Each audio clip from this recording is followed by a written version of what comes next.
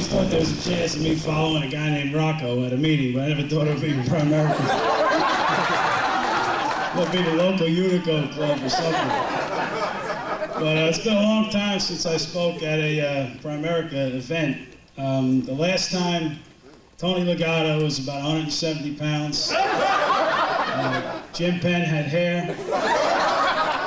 And Linda Legato was flat-chested. So it was,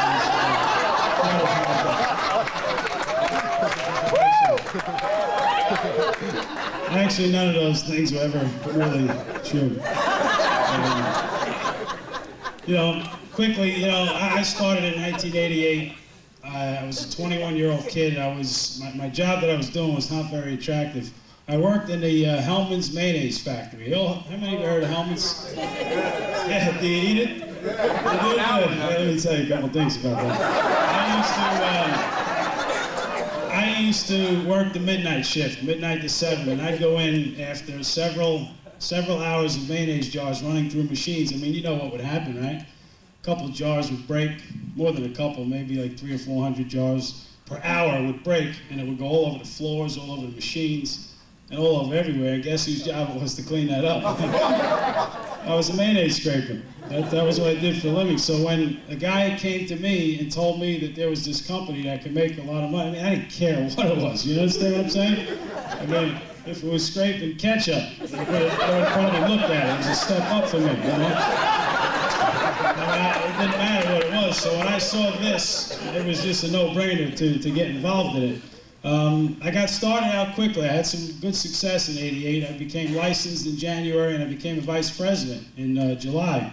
And I had a lot of people doing my thing. And the one thing that happened to me over the course of a few years is I realized that my passion wasn't that at the time. My passion was coaching baseball. And I gave that up. In '88 and '89, I coached baseball, and I gave it up in '90 and '91. Because obviously, you know, you saw that crazy schedule that Dorothy has. I mean, I was trying to do that. So where do you find the time to coach a baseball team? And you don't. So I made a tough decision. I went to Jim Penn in '91 around Thanksgiving, and I said, look, I hate to tell you this, but I'm missing my passion, and I need to go do that. So I'm going to park this. So I'm not quitting. I'm going to park it, put it on the shelf, and who knows, maybe someday I'll be back. I didn't really believe I would be, but I said maybe someday I'll be back. You know, the thing that I got was 4 years of success training from Primerica. Forget about money. I was 21 years old, and I had an office at Edison with Dawn, and the two other people were Jim Penn and Mark Marchesani. I mean, imagine learning from them two guys every single day, 21 years old. So, I mean, to me, what I did was I took what I learned in Primerica and took it into the things that I went on to do over the next 10 years. I started the construction company. I didn't know the difference between a hammer or a screwdriver. You know, now I know one's used for aggravated assault and the other one's manslaughter. I don't watch The Sopranos, don't you? We're in New Jersey here. Huh? And Rocco. I love that name. I think I'm gonna name my next kid Rocco. I like that. You know, so when I took over the construction company, it was totally mismanaged. And I'm telling you these stories because they had nothing to do with me. It had everything to do that I learned from the success principles that I was taught in Primerica. And in just 4 or 5 years, the construction company went from the red to the positive side, and we were productive. We were making good money. I got back into coaching. I remember sitting down with my brother in '91. I said, look, I'm going back into coaching with you, and we are going to win the championship in 1992. He looked at me and said, Bob, we won 3 games last year. How about we go for 5? You know, 6, and double that? I said, we're going to win the championship. And I just said, just trust me, we're going to win it. Let's just follow me. And I did all the same brainwashing things that you guys get here, right? Listen, that's what it is. Come on, huh? I took 13, 12, 10, 11, 12-year-old kids in the first practice we had. It was snow and it was February, and I said, look, and at the end of every practice, I'm going to say, who's the best team in this league? And you're going to respond to me, just like some of you nuts back there with this chant you got going, and you're going to say, we are. Right ahead, go ahead. At every practice, I'd say, who's the best team in this league? And they would say, we are. And I'd say, after 3 months of that, they started believing it. Right. And all of a sudden, you mix that in with the principles that you learn here about success, hard work, desire, energy, all of a sudden that team won the championship in 1992. Greatest experience I ever had. But again, it's not about me. It was about the things that I learned from Art Williams, Jim Penn, March Asani, and applied it to what I did. Over the next 10 years, we've had some more success, and because of this. 1997, we didn't like the way things were being run in that league. Some things were done poorly, so we started our own league. Took 4 guys and said, you know what? Let's go on and beat this 50-year-old league. Let's start our own and knock it down. We had no baseball field. The field we wanted to do, you wouldn't send your dog to take a crap on. Right? Bad. There was no fence. There was no electricity. There was no water. There was no dugouts, no scoreboard, no nothing. Today, proud to say, Kenny was also a member of that league. One of the fabulous, most tremendous facilities in the state of New Jersey. We're on our way to being the best baseball program in the state. And that's because of the leadership that I learned through Primerica. It's all of that, I'm telling you. All right? Right? Saying, what the hell has this got to do with me? Teach me how to make a sale, will you both? But if you're listening, it has everything to do with this. You know, we have back then we had 4 guys. Today there's 100 members of this baseball group. There's 30 baseball teams. Wow. Okay, there's a 9-man board. Every single 9-man board. What book do they get, Kenny? When they become pushing up people, required reading. Pushing up people, there you go. Because it's the same thing here as it is everywhere else. Doesn't matter where you're at. The success principles are the same. You know, it's kind of embarrassing. You talk about the $50,000 thing. You know, it is embarrassing. I'll tell you why. You know, today baseball's under scrutiny for what reason? Steroids. Well, I feel like I'm working on steroids in Primerica. And I'll tell you what. You go back, you look at the baseball records. Barry Bonds hit 73 home runs, and Mark McGwire hit 70. I mean, come on, they have arms bigger than their legs, than my legs, right? Those guys are juiced up. We all know that. Well, I look at today like Primerica is it juiced up. We all have the opportunity to take steroids without getting hurt. I'm serious. I look back. I remember Jim Penn was like 4 years in the business when he used to talk about how he made $50,000 in his first year. Remember the story? Recruited like 165 people, right? Trained in the field like 7 nights a week, you know? Just absolute nut. And here I am, you know, I'm talking to you about working 2 nights a week, making $50,000. I mean, I don't recruit anyone. I hate to say it, you go, oh. I mean, I know it's wrong, so don't copy that. But I don't recruit anybody, I just don't. In fact, I didn't tell Tony this a couple weeks ago. I was on an appointment. Don't tell him. I mean, he might not hear this. But guy sitting across the table goes, wow, this is really good stuff, you know. I'd like to get into the financial business. I said, well, American Express is hiring. I said, it's not true. I said Merrill Lynch. You know, because right now I just don't have the time to recruit anyone. I mean, we got a few guys here, huh? We got 2. How many of you doubled your business this year? Well, I went from 1 to 2. Right? Is that 100% or is that 50? That's 100%. That's right. You know, I like to watch I like to be a little normal. I like to watch TV. I like 24, The Sopranos, you know. The Apprentice, you like The Apprentice? How many of you think you'd win that if you played in that, right? I know I would whip. I look at those soft, young, snake. Get out of here with that crying over little thing. Once somebody's taking a lunch. Yeah, you don't have time to do that. Now you look at now. What do we have now? What did Jim Penn have? You know, now we have Citigroup, dozens of services in the F&A, right? Back then there was no such thing as F&A. It was called The Run. Remember The Run? The Run was 160 pages long, thin paper, couldn't read it. God forbid a client asked you what was in there. He's like, don't worry about it, just sign that thing, man. It's all right, you trust me? You trust me, then sign it, leave me alone. Right? I mean, nuts. Plus, now what you had to do is you had to sit down, write it on a piece of paper, drive to the office, wherever that was, and pay $3 to get the run done. And you had to hope Gina Penn was in a good mood. Right? Which at the time was, you know, a rarity. You know, so how often was she happy? You know, it used to be, to me, it was like an FNU. You know, Gina would look at you and say, FNU. I don't have time for that thing. You know? I think it's safe to say Skip ain't let me speak in one of these things again. Big mistake. Woo. Oh, man. And now what do? Now you can sit in your underwear, your drawers at home, right? At the time, you punch in the numbers and you get a full color printout, beautiful thing, and you go back to normal. Back then we sold non-guaranteed 20-year level. There wasn't even one, the first year wasn't even guaranteed. Some of you probably don't even know that. You know? The sales loan on the mutual funds was 8.5%. There was no smart, there was no variable annuity, there was no other stuff. That's why I look at it today like it's steroids. You know, we have the opportunity to be on steroids legally, and if you don't make it, it's something wrong. Now, leadership is a lot of different things, you know, and I know there's a lot of pain in the neck things about this business, right? And the contradictions to me are the big one. You know, you got one guy, one school's going to say, "Hey, you got to go wide. You got to go wide. You got to do this and that." And then two hours later, after you're all pumped up about going wide, the next guy gets up and says, "Man, you got a taproot. You got to get underneath that recruit, and he's not a recruit till he's a recruit. You got to build underneath." And you look at it and say, how about this one? "You got to build with quality." And the next guy gets up, "Man, you got to recruit everybody. Everybody. You can't preach us." Like, whoa, wait, I mean, what are you doing? I mean, it's like, you know, it's frustrating, I understand that, but you just got to go with the flow. You know, you got to identify traits and characteristics in leaders that are worth emulating. Now, you know, Tony's my guy, right? Tony, the locomotive guy. It's like, he's my guy. But I'll tell you right now, there's some things I ain't copying from him, right? One thing is that hairdo, right?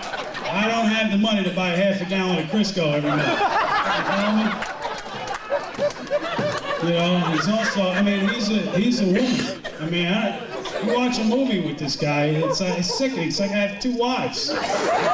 Sitting there watching Sex and the City, and I'm crying because I can't look at these 4 hot women anymore. And he's crying because, you know, Carrie's breaking up with Biggie or whatever. Between him, my wife, and his wife, and I'm crying. I'm like, this is ridiculous. So I don't want to copy those things from him. But you know what I do want to copy from him is his unconditional loyalty, his perseverance, and his ridiculous belief level. The guy, I mean, I can't tell you what he used to do.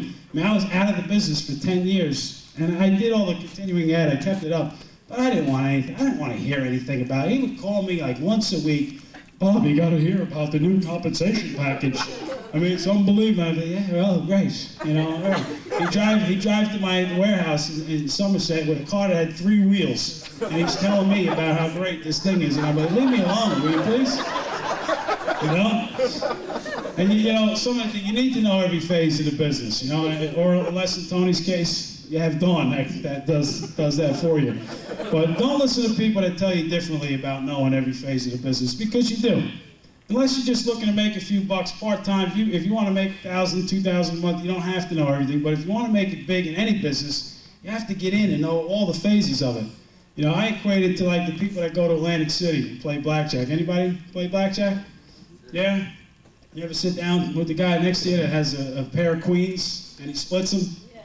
You know, you want to smack him? You come here to get 20s, guy. This is what you come for. You don't split them up. But yet people do that in Primerica, right? They do the business without knowing the details of it. I can't tell you how many managers we have in our baseball league that continue to lose and lose.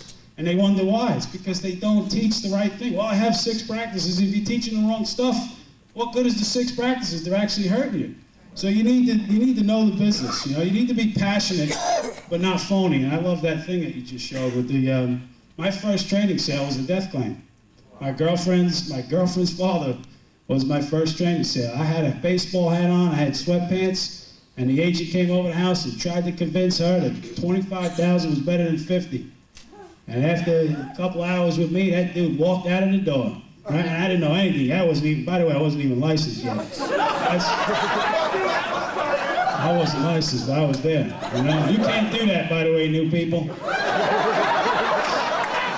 And I just found out 2 weeks ago that the guy's still in Bayonne, and he's about to have a nervous breakdown, losing his house. Oh well, sorry, buddy. Wonder why. You know, you got to be you. You know, most of the appointments that I go on, I wear my boots, and I come from the construction site, and I use that to my advantage. I tell people, look, I ain't coming here with a suit and tie and telling you, I'm going to tell you what you need to know, basically, because that's who I am, and my reputation and stuff. You got to be you. And I'm not saying that means boots and jeans for you, but that's what it is for me. You got to have an inner intensity, and I know some of you do. You know, I laughed at my wife. She told me one time, she goes, "You're obsessed with this Primerica thing." Right, Grace? And I said, imagine if she was one of some of you guys, huh? Obsessed 2 nights a week? I said, what are you then, working 40 hours a week at your job? If I'm obsessed, you must be insane, right? 2 nights a week, give me a break, you know? You know, the perception is reality. You've heard this. There's no better way to learn from kids than that. You know, I have a 3-year-old, and I remember this one time. I got a minute to go? All right. I remember one time I'm talking, we're going down to the beach with him. I mean, he's pumped up, he's all excited, we're going to the beach.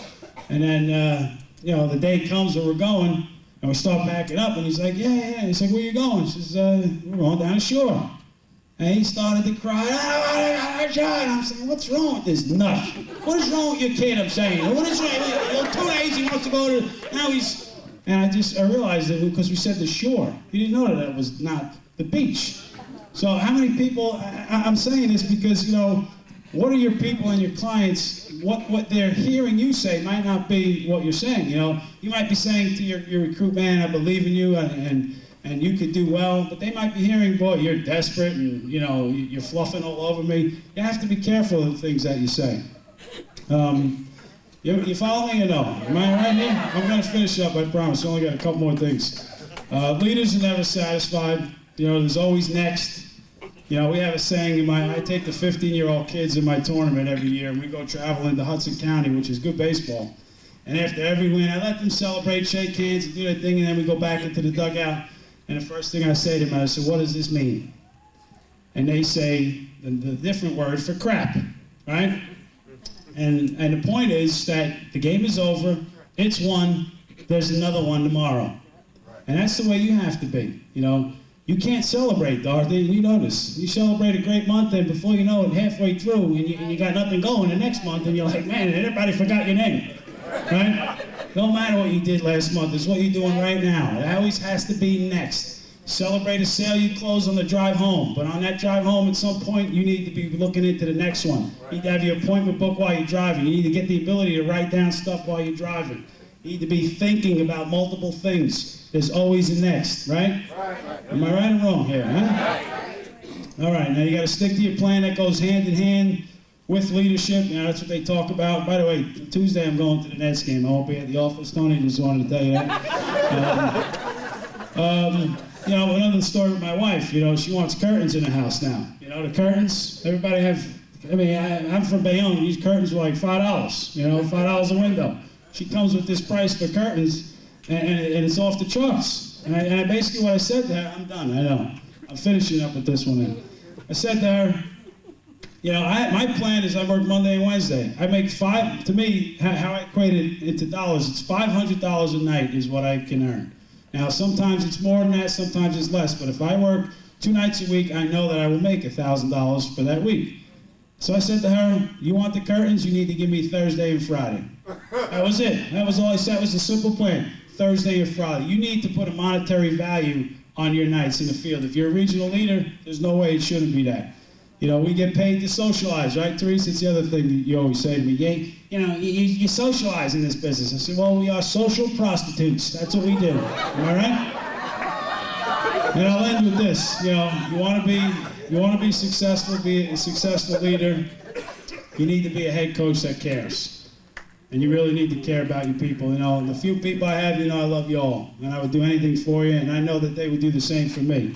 Doesn't mean that you can't be tough, though, right? You have to be tough. We've had many incidents where guys had to come into the office and get their butt reamed out because they weren't on track or doing the right thing. You got to care about your people and love them, and you also got to care about the people across the kitchen table. You got to really personalize their situation with yours. I'm sorry for overrunning. Thank you. See you guys next time.